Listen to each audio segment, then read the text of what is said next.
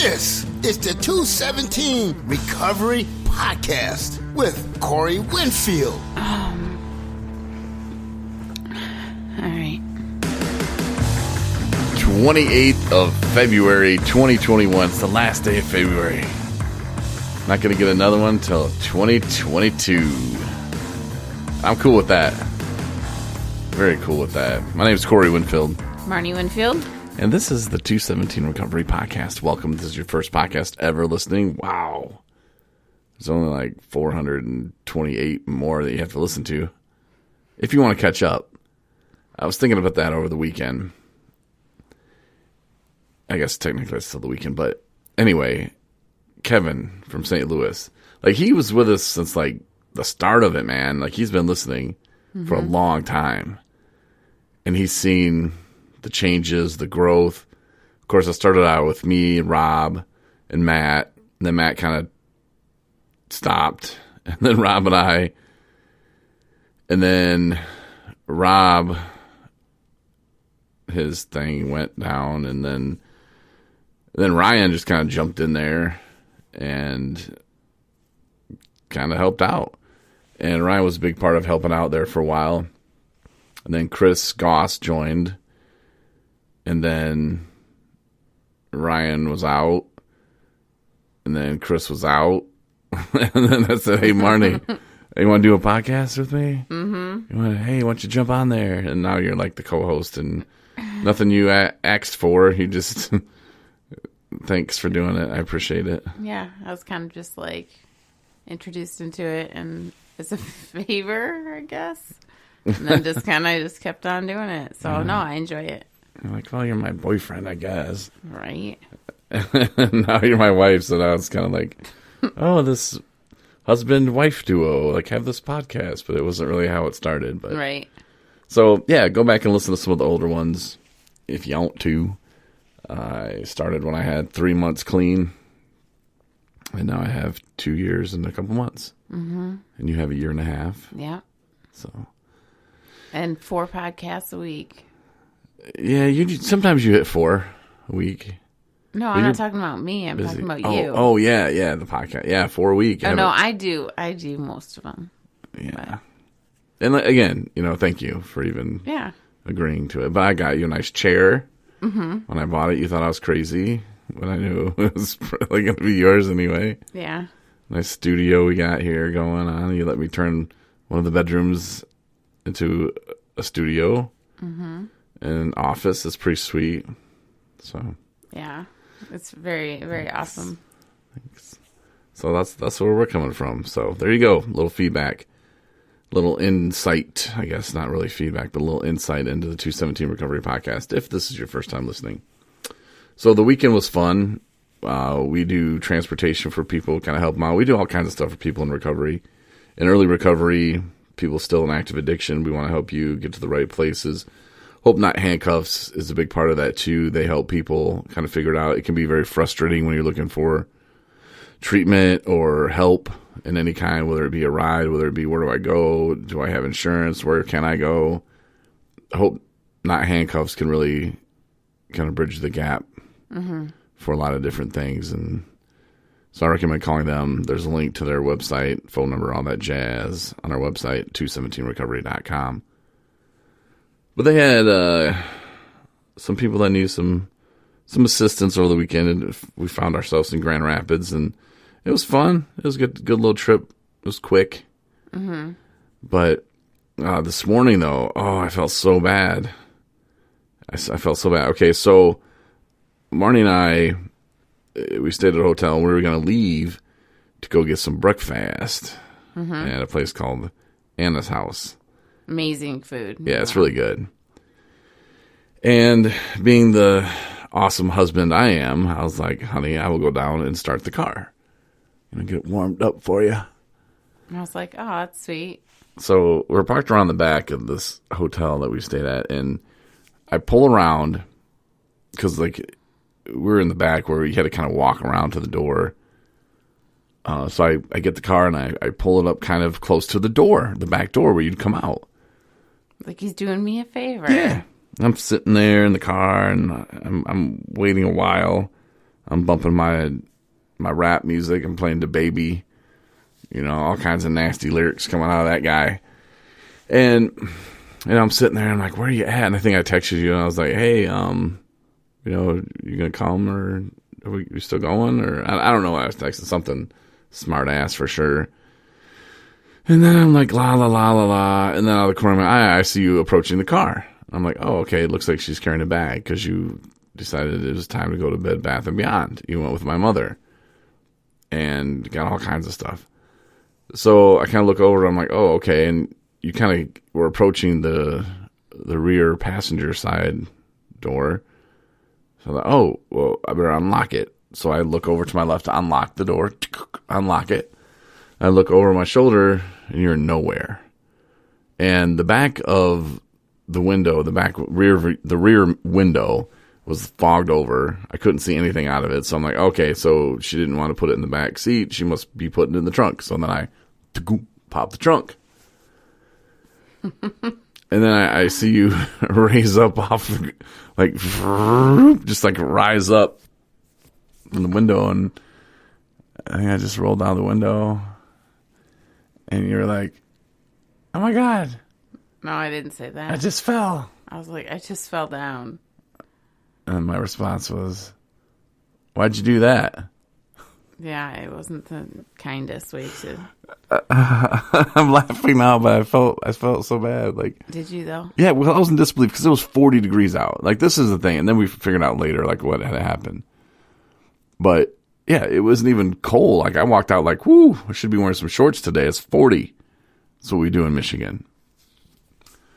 So no, like there was ice, apparently. Black ice, like a whole sheet of black ice from all of the snow that still was left in the entire city of Grand Rapids, apparently. It was all in one pile in the back of the hotel. No, just their parking lot snow was in, you know, and had been put into this big pile, apparently.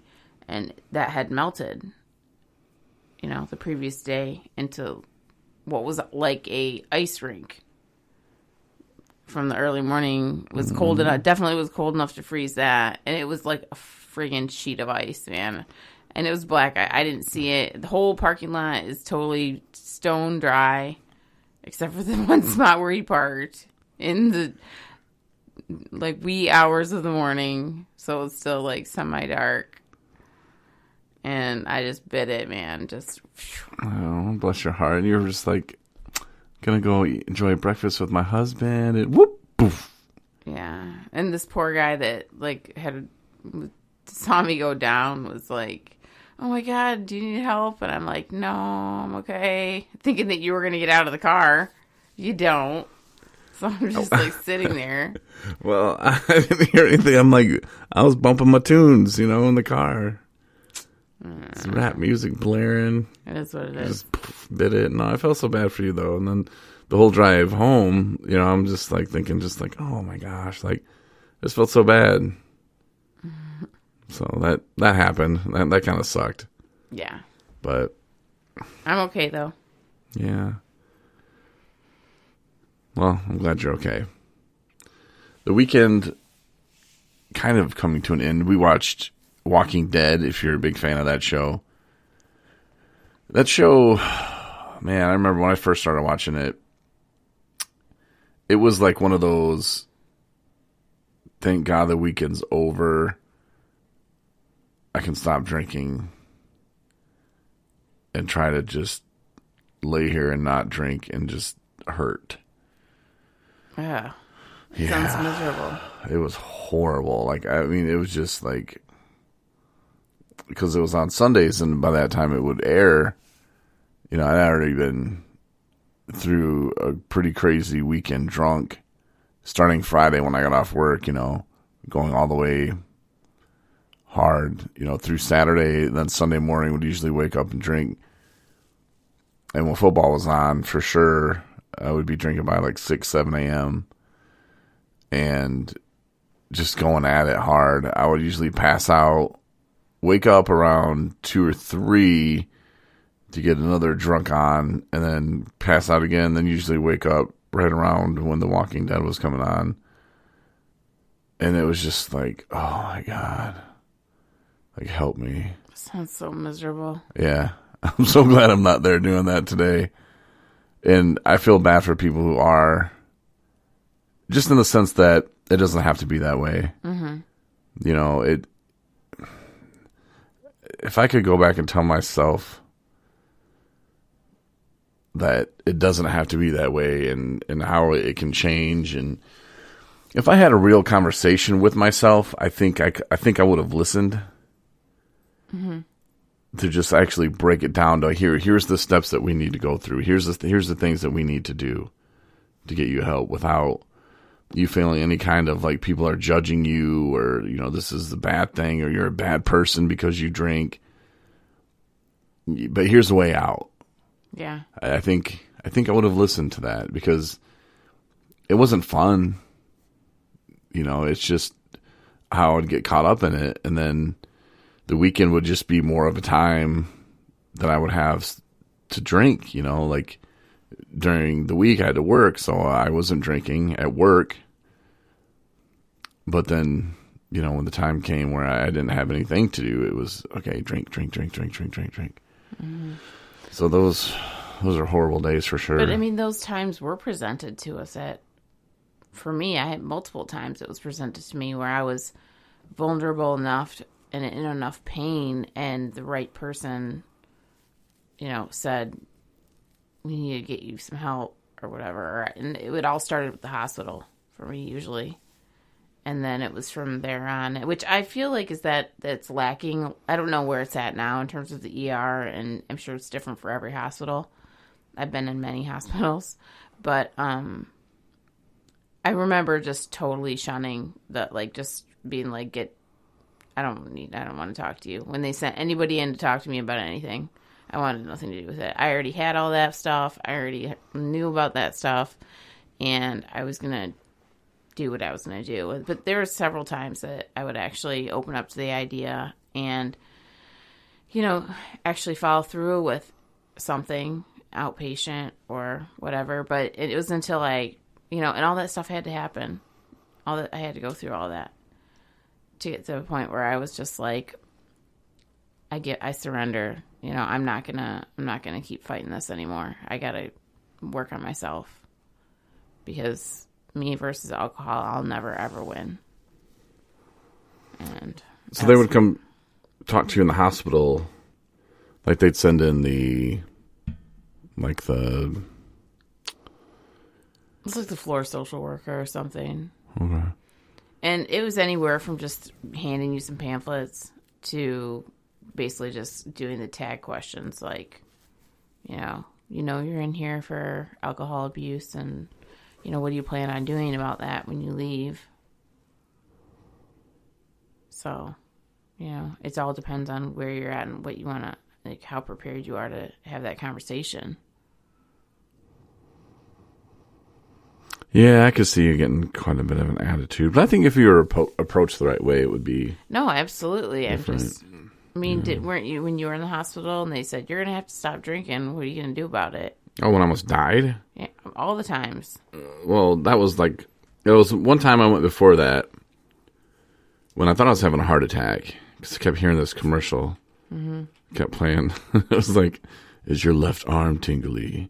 Is this happening? You could be having a heart attack. And all that stuff was happening. And I was like, oh my God. So I went to the hospital. And my blood pressure was 220 over 180. And I told the doctor I felt like my heart was beating out of my chest. And he's like, well, it's because it is. And I told him I had stopped taking my blood pressure medication. She told me that you cannot do that because it makes it twice as bad, which I didn't know. And then he wanted to talk to me about the drinking thing. He said he could tell. You know, he could tell I was going through withdrawal. Mm. And I didn't know that. I thought I was really just having a heart attack and that I was just off my meds. But he kind of closed the door. The nurses left, and he said, hey, how much do you drink a night? You know, and of course I lied. I was like, oh, you know, a few drinks here and there. And he was just kind of looking right through me almost. It felt like. And he's like, well, I'd like to bet you drink quite a bit more than that. I was like, well, lately I have been, you know.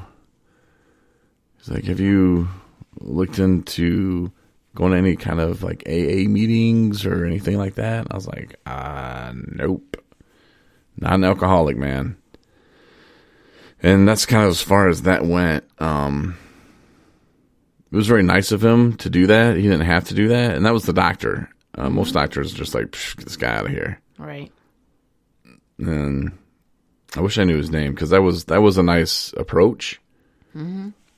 But I didn't know what to do at that point. You know, he wasn't like sitting down with me to say, look, man, he didn't show me the hope. Mm-hmm. I guess you could say. He just sat me down and told me, hey, have you thought about being an alcoholic today? No, I still don't want to be one today, thanks. Even though I did have a drinking problem, I just don't like the term alcoholic.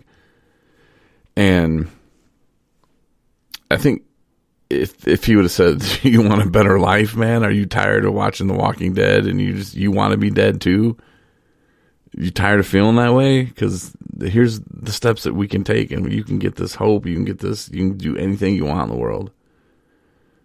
And I would probably listen a little more. Oh, yeah. Like, I don't know.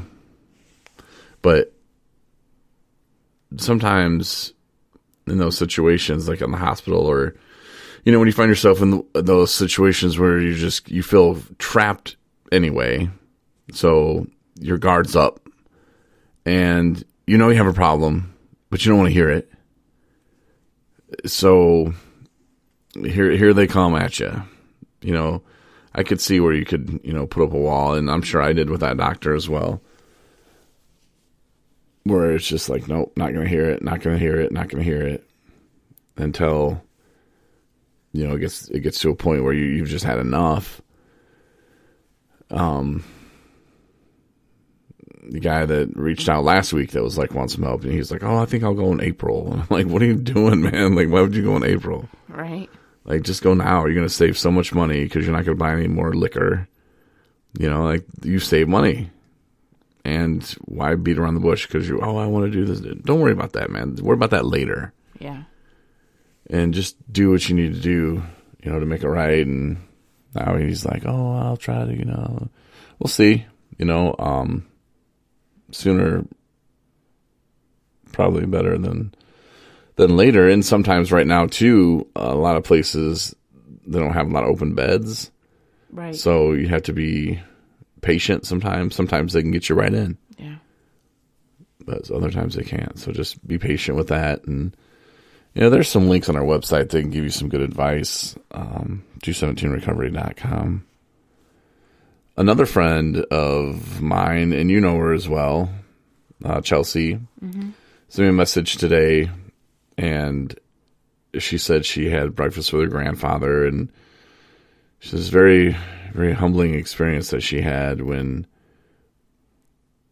he was like, you know, I can take care of, you know, those bills you got, the debt you got that you're working so hard to pay off. I can take care of that for you. And she said, nope. Love you, Grandpa, but I'm going to do this myself. And then, good for her. Yeah. Of course, I was like, well, you denied him a chance to help you. You know, you denied him a chance to feel good. But yeah, you know, she's got to do what she's got to do, you know, and if she feels like, nope, I'm doing this myself, you know, if that's what she needs to do to feel independent and I made this mess, I'm going to take care of it myself. Right. You know? And if that's the mentality. Yeah, there's nothing wrong with that at all. Yeah, we don't know the details of it, but if I can see that if you had created a goal for yourself and kind of been set in, this is what I'm going to do, and I have to do it for me, and then that was it, then I completely applaud that. Yeah. And I was kind of giving her a hard time when I was like, you know, you denied him an opportunity. And I said, you know, but there are times where you do need help. And if people offer it, sometimes you should probably take it. But, you know, she knows herself more than I do. So, and like you said, if she has that goal of this is what I did, and I know she's like, I made this mess, I'm going to take care of it. Mm-hmm. So, yeah, good for her. But if you do need help like that sometimes, and where she's at, I think she's on the right path to be, what she's doing and what she's saying are lining up, with recovery. So, it's not like she would be the person that she was like 1.5, 2 years ago, who would have been like, yeah, thanks, Grandpa. Out the door she went, and back to using. And, hey, look, somebody took care of it for me again. Hey, I have people just take care of it for me every time. And, that's not the case with her. And like you said, that's good that she knew what she wanted and the fact that she was going to get out of that. And I know her boyfriend, a big fan of the show, he kind of helps her out in that kind of way too, to where he doesn't really tell her what to do, but just kind of offers suggestions, and that's very wise, I guess, but you just still have to be careful when you offer suggestions, because not a lot of people asked you for them. So before you start giving suggestions, say, can I give you a suggestion? It just makes it so much easier. Right. It really does. So, doesn't mean they have to take it, but yeah. Right. But no, that dude seems pretty cool. And, he always tells her, or when she's off on her thing, he's always like, why don't you call Corey and see what he thinks, about that decision you're about to make. Why don't you see what Corey has to say about that? Mm-hmm. But yeah, so good for her. I was going to do the hotline tonight. Oh, yeah. But I forgot to download the message. Oh, okay. So, I mean, we could do it now, but I don't want to do it right now. We can do it next time. Okay. We'll do that next time.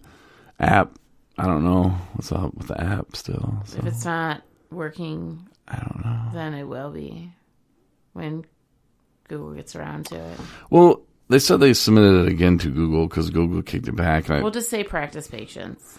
Just see if it's in the Play Store. How about you do that? You got an Android phone. Whip that bad boy out and see if you can find the 217 Recovery app. There you go. If you do and you don't have it, download it. It's free.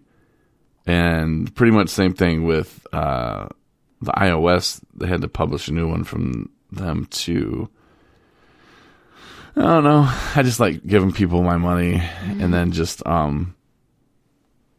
waiting for things to work. That's the best thing. See, I'm keeping it positive. Yeah. No, it's still old. So, yeah, pretty good little day, pretty good little weekend. That's good. Yeah, except the fall. It seemed like there was something else I was going to talk about too.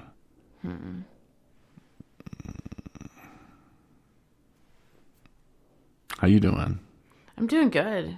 I'm a little tired, but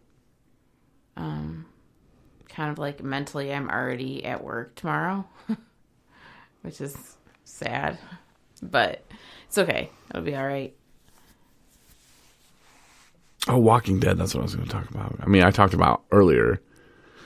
That just kind of wasn't what I was going to talk about, but I just kind of threw me back into old memories that weren't good. But no, Walking Dead. Mm-hmm. I think Negan's going to kill, what's her face? Maggie? Yes. No, it's not going to happen. No? No. Oh. And I think Daryl's kind of had enough of Maggie, too. Maybe. I don't know. We watched the new episode, Home Sweet Home. Mm-hmm. And that's the vibe I got. You get to see the dude. No, she's got an attitude, though. No. Yeah. Unnecessary. Unearned attitude. Not sure.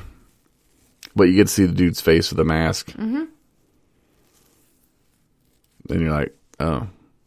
Was he like scared or something? I didn't really get that part. I don't understand. Yeah, there was a scene and you're like, what? And I was like, oh, they're doing it because COVID. But he wore that, I guess, as COVID was breaking out. I don't know. It didn't make sense. I don't understand why he wears the mask. I thought that'd be some kind of cool story about his face, who knows what. Or if it was somebody, like, from a million years ago when the show started. Yeah, they're all dead. But, yeah, you never know. I don't know, Yeah, helicopters and stuff flying all over. Mm-hmm. Or, like, the trash lady. Trash lady? Oh, no, she died. Yeah. That's right. Did she? Did she? I don't know. I don't remember. Maybe, what if it was Rick, but that didn't put us back. Well, no, he didn't have the body style for that. No. Those people that don't watch Walking Dead right now are not entertained at all. I'm sorry. I'm not sorry. I know Another thing, only say sorry when you mean it. Okay, well, Man. I'm just acknowledging the fact that we're having a conversation about something a lot of people probably aren't familiar with. Yeah. But that's okay. It's all good. Yeah. Well, then they can experience what other people are going to be talking about, and they can act like they know what they're talking about. There you go. Like, oh yeah, well, I think they're all going to kill Maggie. So they'll be like, what? They'll be like, Man. I'm just saying. That's what I think. I think Daryl's had enough. That's all I need to say. Mm-hmm. And let the rest take him. Like, and that dude with the mask. What's up with that? There you go. Walk away. The conversation looked cool. Yeah. Yeah. So now you can go to lunch with that coworker who you know is going to talk about it, and now you can at least have something to fire back with. Be in the conversation a little bit. Never thought of that way. You're just giving them giving them stuff to use. Mm-hmm. Yeah. Giving them some fuel. And Malachi, he is a man who lives downstate. We were actually going to meet him last summer when we went down to Paw Paw for their recovery rally, their first annual recovery rally, which is impossible to have because you can't have a first annual anything. Mm-hmm. Write that down. Keep that in your back pocket. But no, we were going to meet him down there, but then that never happened. But he just got his year. And he had asked me for a shirt a while ago. I think he wanted a sweatshirt, but we had a bunch of t-shirts that we just made. So I was like, hey man, what's your address? And he gave it to me. And so I sent him a shirt, and it's a green one. He tagged us in it. This was nice. But now everybody's wanting that green shirt. I was like, I don't. Yeah. Yeah. I'm like, I don't even know if we have any more green to make that, but yeah, that was cool. That's easy though. Yeah, and it's good to see people like him. Like, he's always posting pictures of himself. He's like smiling. He's just like in a good mood, just a positive guy. Mm-hmm.